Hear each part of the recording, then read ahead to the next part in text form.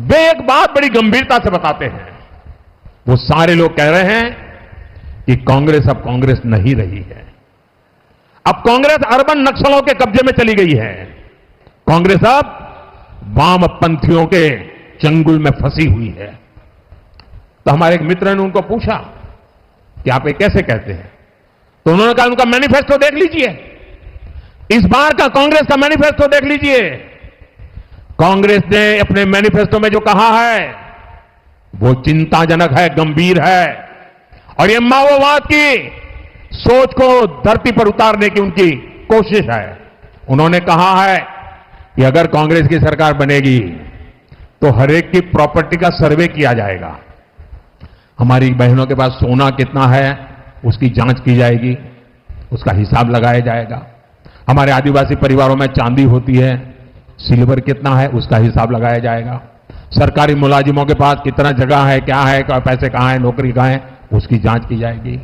इतना ही नहीं, आगे क्या कहा है, ये जो गोल्ड है बहनों का और जो संपत्ति है ये सबको समान रूप से वितरित कर दी जाएगी।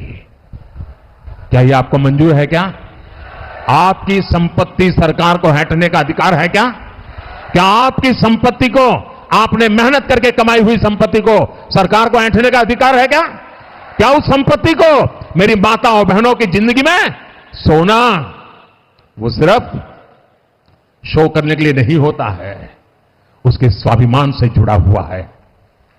उसका मंगलसूत्र वो एक सोने का कीमत का मुद्दा नहीं है, उसके जीवन के सपनों से जुड़ा हुआ है।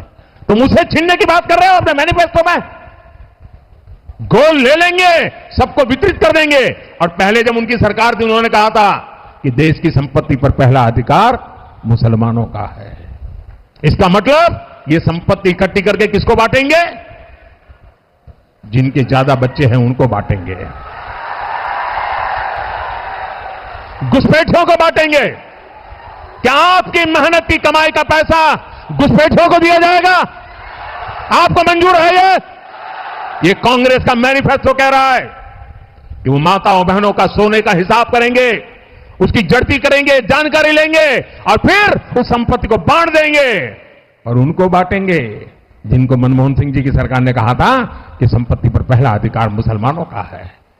भाइयों बहनों, ये अर्बन नक्सल की सोच, मेरी माताओं बहनों, ये आपका मंगलसूत्र भी बचने नहीं देंगे, यहां तक जाएंगे मैं कहने